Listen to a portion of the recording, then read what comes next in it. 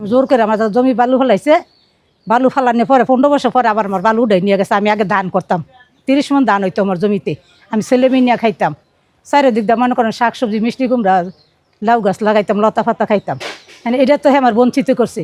15 বছর পরে আমার খেতে বালু লেগে গেছে, গিয়ে ওখানে আমার খেতে মধ্যে জমিতে জোর করে মাছ ছেড়ে দিয়ে দিছে।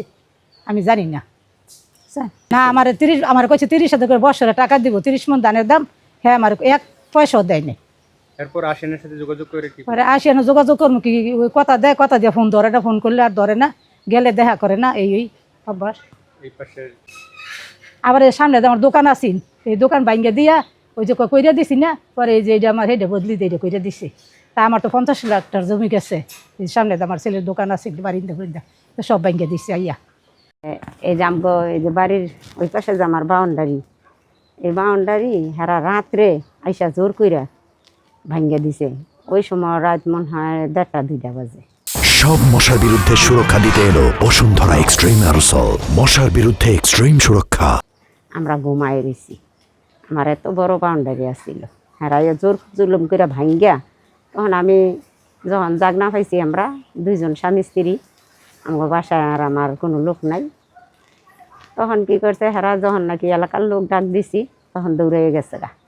আমি আর এই পর্যন্ত ভয়ে মামলাও করি নাই, আর কোনো আইনের পদক্ষেপও নিই নি। কিসের লেগে?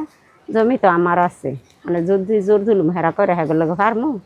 এরা ক্ষমতাশালী অনেক, যে মিলের ভিতরে যদি হেরা যায় আমারটা নিতে চায় কিনা, একসাথে বৈশা উচিত দাম দিলে তাইলে না, কিন্তু জোর করে যে এইভাবে হেরা ভাঙ্গা নিব গা ইয়া করবো, এটা তো হয় না।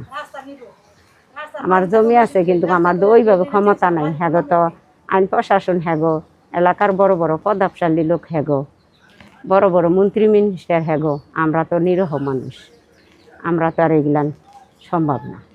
তাহলে আমরা কি করবো বলেন? আরেকটা বিষয় জানতে চাই আপনার কাছে, যে আপনি এর প্রতিকার চান কিনা? হ্যাঁ অবশ্যই, আমরা কেউ কি বাপ দাদার বিড়া ছাইরা যেতে চাই? এত কষ্ট কইরা খাইয়া না খাই আমরা জমি ধইরা রাখছি, বাড়িঘর কইরা থাকতেছি। এখন হেরা যদি আই আমগরে জোর জুলুম করে, তাহলে এটা কিভাবে হয় বলেন?